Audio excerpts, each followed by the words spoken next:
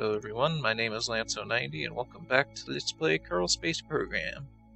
Look at how beautiful Kerbin looks in this with all the beautification mods from the moon. Looks really nice. It's impressive. Wow. Looks incredibly nice. It doesn't look that nice up close, but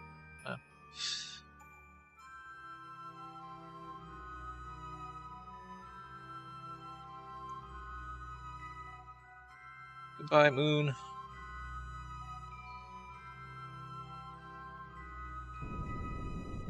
I'm outie.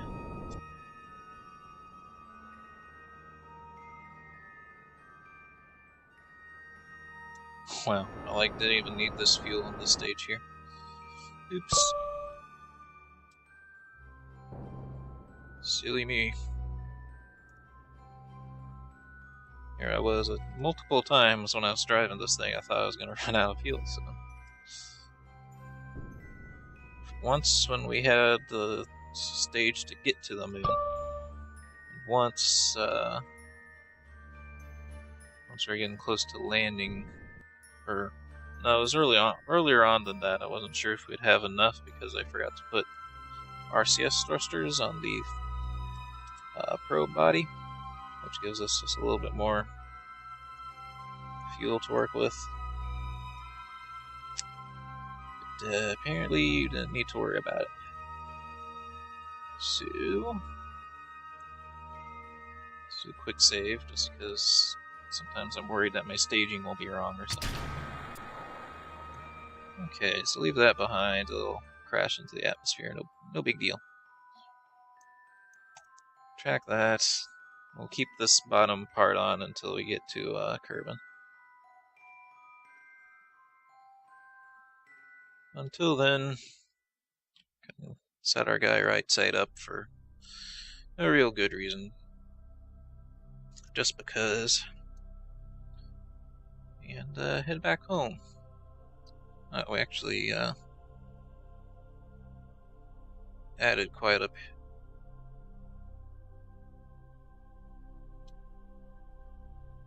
We're sinking a bit deeper into the atmosphere than I was hoping for. All the decouplers... Whoa, no, I don't want to do that. All the decouplers add a little bit of thrust to whatever you're doing.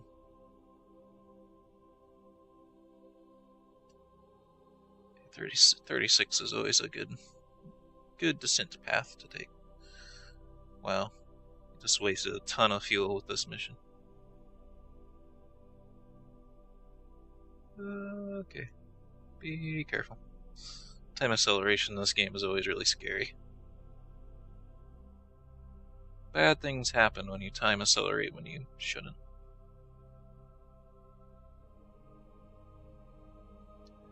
Just do another quick save, just because I'm concerned that our next decoupler will push us back out of the atmosphere or something.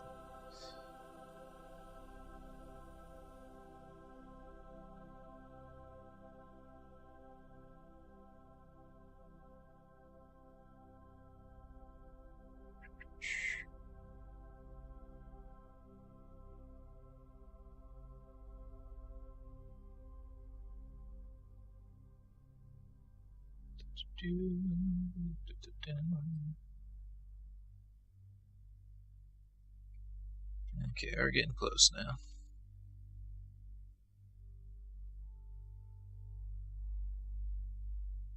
I can actually keep this fuel stage if I wanted. I think what I'm going to do is I'm going to point it up north. I think if I jettison it in this direction, we'll be okay. Oh, I'm about to find out, though. As long as the heat shield's still on. Yep.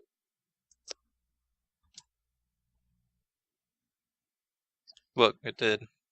It slanted the orbit to do that. But it didn't raise or lower the periaps is the main thing, so... Oh, what's that? Oh, is that Kerbal Space Port or Kerbal Space Center? Yeah, it is. What is that though? Is that the landing struts? I guess. Most probably.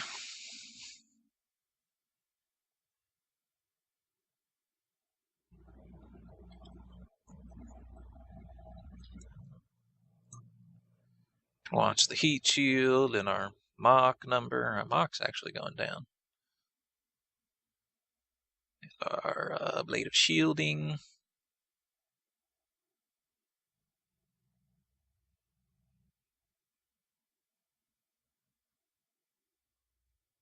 Hopefully our electric charge doesn't burn out before.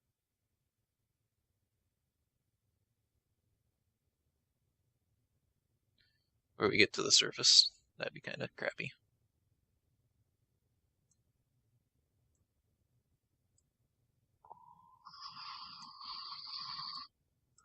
No idea where we're landing since it's on the dark side.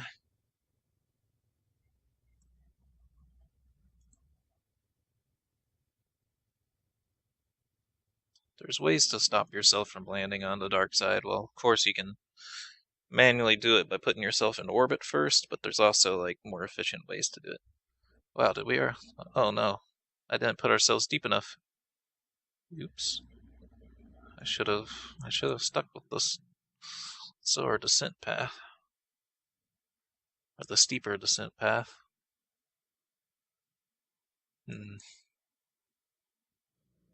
Oops. It's not a big deal, but it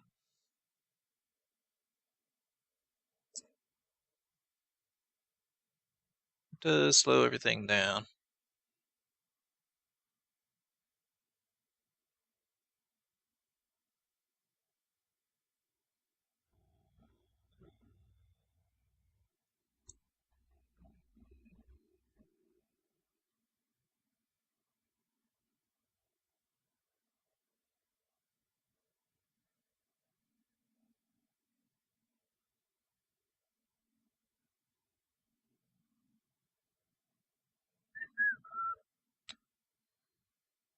Oh, that was a mistake.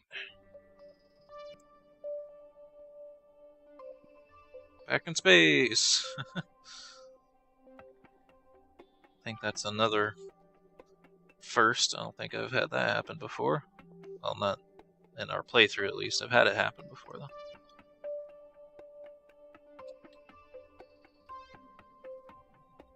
Whoa, whoa. This thing's super responsive.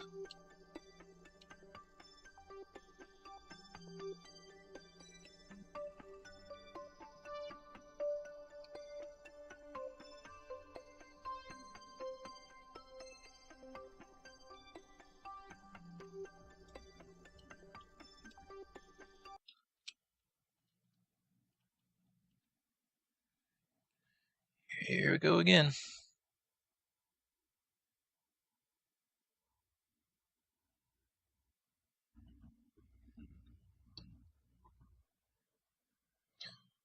None of the effects really pick up until like 40,000 or 48,000. That is.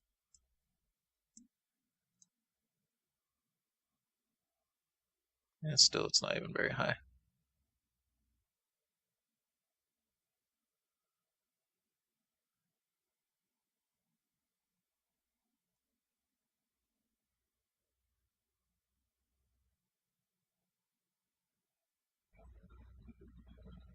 Just straight up 40,000 is closer to where it starts picking up.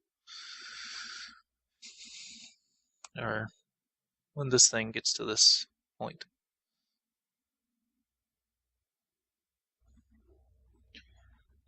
Still not seeing any atmospheric reentry effects though. Of course, when you skip through the atmosphere twice, that kind of slows the reentry down enough that it's not so harsh.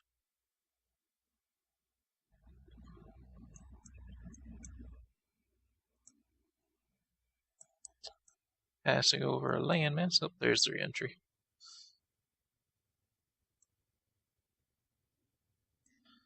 There's the reentry effects.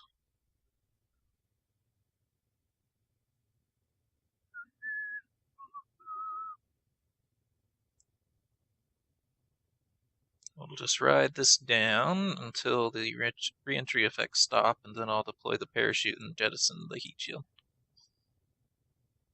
I actually found out, though, it's kind of pointless to jettison the heat shield because I actually had so much drag that it's actually makes you lighter, technically, or sort of, to have the heat shield on. That's so much drag to the equation that you slow down faster with it on than you do with it off, even though it adds a lot of weight. Which is silly, but that's the way it's been modeled. It's kind of the same effect that the that radar dish had for our Eve probe thing.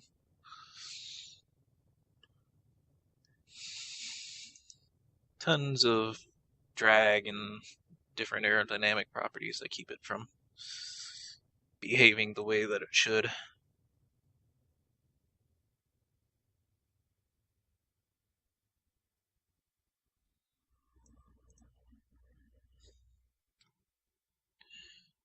Wow, the heat shield temperature just jumped up again and then it went back down very quickly. So the re-entry effects are pretty much over.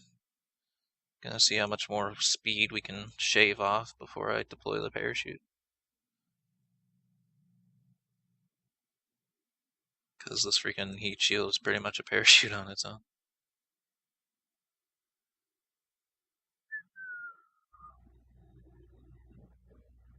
I think we're going down over water. If I'm seeing what's down there correctly, it's really hard to tell, though.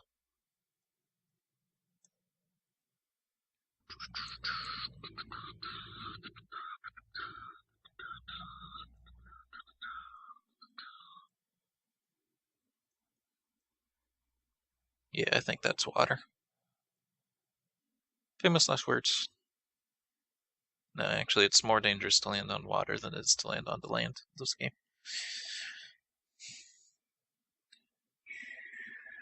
Look at us. It looks like we're kind of floating down. We're not moving down half as fast as we probably should be right now.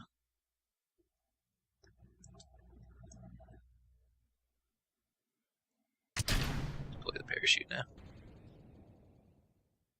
See, the heat shield moved up into us instead of falling down. I guess it is still slowing us down since it's like forced onto us right now. Once the parachute fully deploys, I think it'll pop off.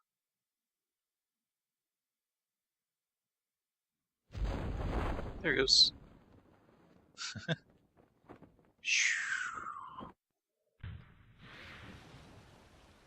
Yeah. Didn't have nothing compared to the drag of the parachute, but still, it's funny that the heat shield works that well.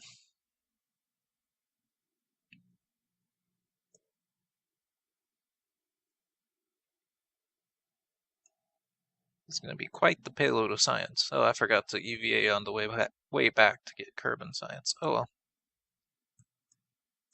We're fine.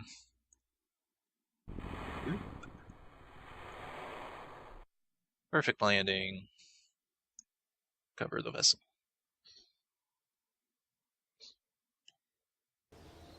How much science do we get? 862. Science for days.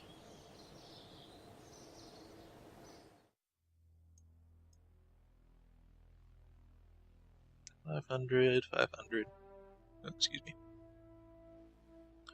1000. I'm not really too worried about that thing. That's in this parts thing. Mostly parts I don't need.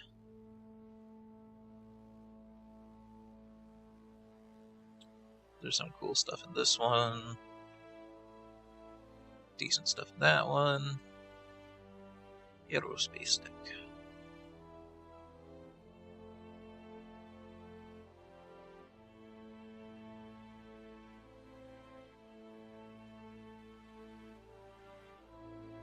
This thing doesn't really do anything. It's basically like a black box. Some wheels. Anything left isn't really stuff we need, so it'll just be for fun, pretty much. So, that's all the time I have for this episode, though. I hope you all enjoyed, and have a good day.